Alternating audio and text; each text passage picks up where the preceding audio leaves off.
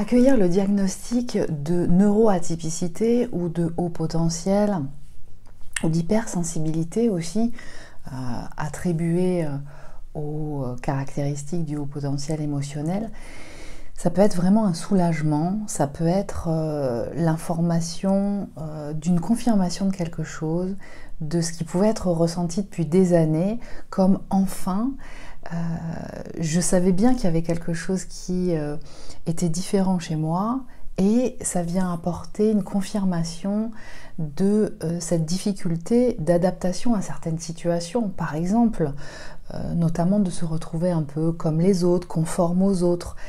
Pour certains, c'est la confirmation et le soulagement de sentir, je savais bien que je n'étais pas comme tout le monde, pas forcément dans le sens le plus hautain du terme, dans le sens de je ne me mélange pas aux autres parce que je suis quelqu'un de bien meilleur ou de supérieur, pas du tout dans ce sens-là, mais dans ce sens de je voyais bien qu'il y avait quelque chose qui ne fonctionnait pas comme tout le monde, ce qui a pu d'ailleurs amener chez certaines personnes à des difficultés, malgré cette neuroatypicité, à répondre à certaines situations de vie qui pouvaient paraître très simples pour d'autres. Et donc, accueillir ce diagnostic, l'information, quelle que soit la façon dont elle arrive, un professionnel qui fait passer des tests ou quelqu'un de proche qui vous connaît et qui vous donne cette information, qui vous donne un livre, un ouvrage à lire ou un podcast ou des vidéos ou tout un tas de supports de communication qui, au fur et à mesure de l'écoute, viennent vous confirmer par en même temps ce qui s'est déjà passé dans votre vie, un certain nombre de symptômes ou de caractéristiques, vient vous apporter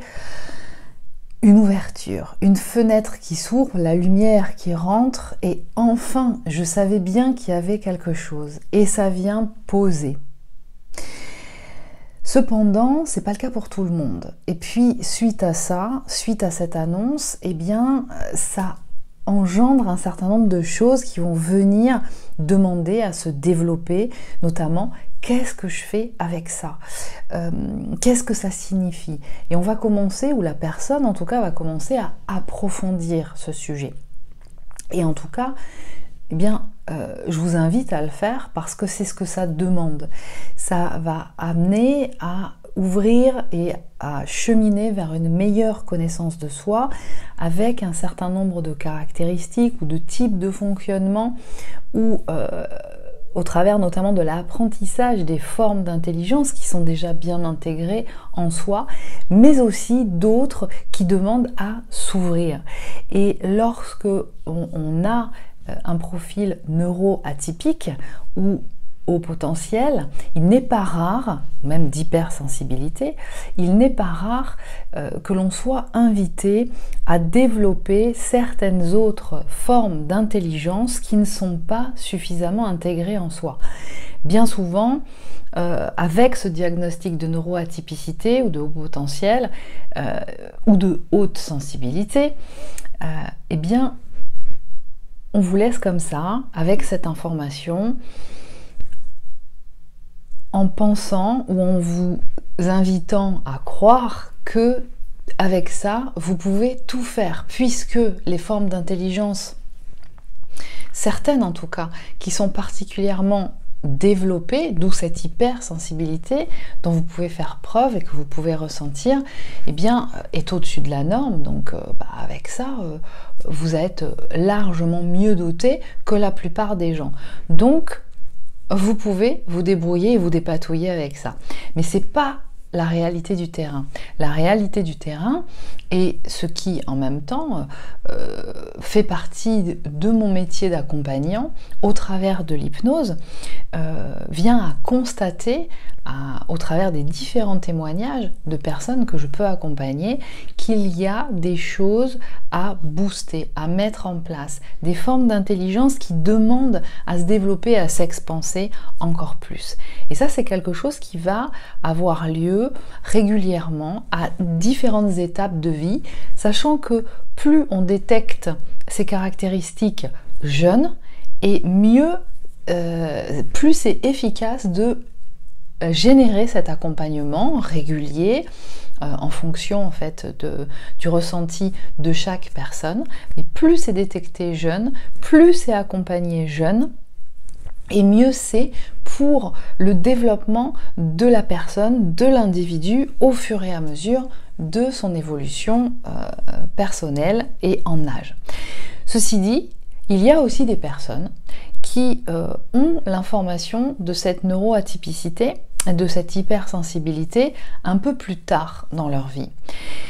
Et là, il peut y avoir une réaction qui peut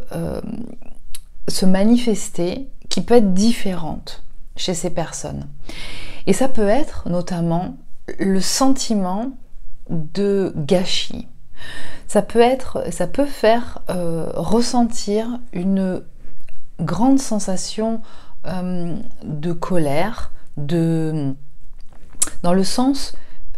de ressentir comme si la personne était passée à côté de sa vie, qu'on ne lui avait pas amené l'information suffisamment tôt pour qu'elle puisse en faire quelque chose. Et puis, ce qui peut générer une grande tristesse, de sorte que la personne puisse ressentir, par exemple, comme la fatalité d'une incompréhension entre elle, son monde,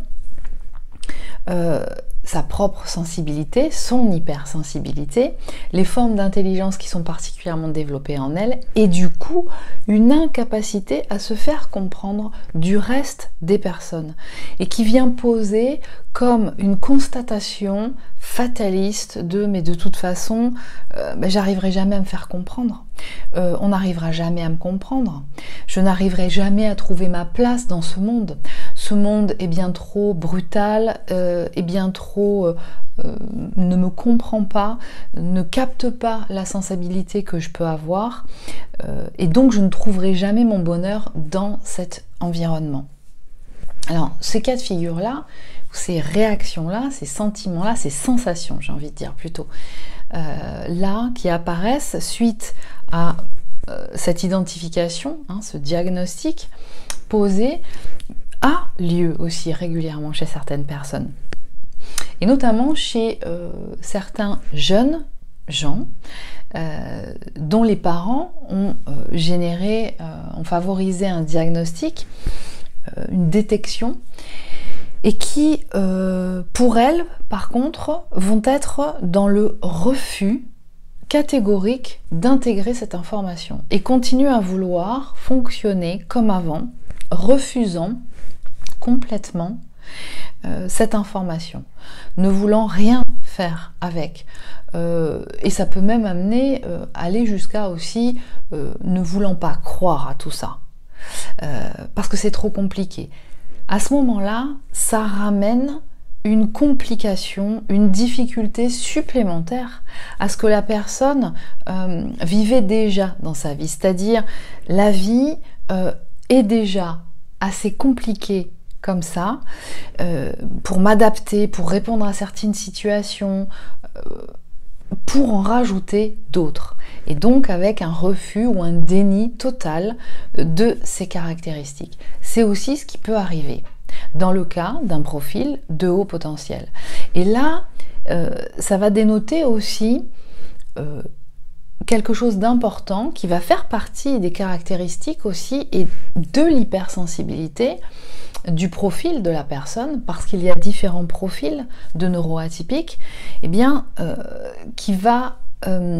déterminer justement un profil peut-être plus d'hypersensible et de haut potentiel émotionnel, qui a du mal à intégrer justement une réalité dans sa propre perception au niveau des formes d'intelligence cognitive qui sont peut-être pas suffisamment développées et qui peut amener ce genre de réaction. Dans ces cas-là, la réponse va être la nécessité d'un accompagnement aussi. parce que ça va demander, encore une fois, le développement de certaines formes d'intelligence pour accueillir cette information, la transformer, l'amener à une réalité concrète et puis la travailler, l'expanser, la développer. Parce qu'encore une fois, et j'attire votre attention là-dessus, qui que vous soyez, qui écoutiez ce support, cette information que je vous diffuse, que vous soyez directement concerné ou que vous soyez quelqu'un de proche ou un parent vis-à-vis de votre enfant, eh bien, il est important de savoir que il y a une démarche et un développement à réaliser, même chez un neuroatypique, même chez un haut potentiel, qu'il y a un certain nombre de formes d'intelligence qui, au regard de celles qui sont particulièrement développées et qui génèrent cette hypersensibilité, vont demander à être activées, développées, parce qu'elles peuvent justement être défaillantes. C'est ce qui peut et c'est ce qui souvent cause une difficulté d'être et de réponse chez la personne neuroatypique. Donc, ne croyez pas que manifester des caractéristiques de neuroatypicité est simple et l'accueil de l'information de ces caractéristiques-là soulage systématiquement et amène une formidable impulsion de développement dans la vie. Il se trouve que, en tout cas, pour beaucoup, dans la plupart des cas, ça vient chambouler beaucoup de choses. Mais c'est quelque chose qui se transforme. L'idée, parce que c'est la réalité, c'est d'en faire une force que la personne va pouvoir s'approprier, utiliser de la meilleure façon qui soit, d'une façon bienveillante, puissante, pour pouvoir bénéficier et développer ou activer une capacité de compétence qui va pouvoir répondre à beaucoup de problématiques en proposition, en termes de traduction, de réalisation de projets, d'activités qui peuvent répondre à beaucoup de problématiques auxquelles on peut, en termes d'humanité, être, ou en tout cas être confronté, et qui bien souvent trouvent une résolution en termes de propositions, de type de projet, de savoir-être, de savoir-vivre, au travers notamment de ces profils neuroatypiques. Donc, intégrer l'information, ça passe par plusieurs étapes, en résumé, et il est important de les respecter, et il est important aussi, à partir du moment où la personne en ressent le besoin, ou qu'en tant que parent, vous observez chez vos enfants une phase un peu compliquée d'intégration et d'épanouissement par rapport à ce diagnostic, de pouvoir proposer justement un accompagnement de façon à générer le meilleur bien-être, comme s'il s'agissait d'intégrer, d'apprendre à utiliser cet outil très puissant et compétent, lui proposer un apprentissage de tout ça, parce qu'à ce moment-là, ça va grandement aider la personne à évoluer. Et je vous dis à très bientôt.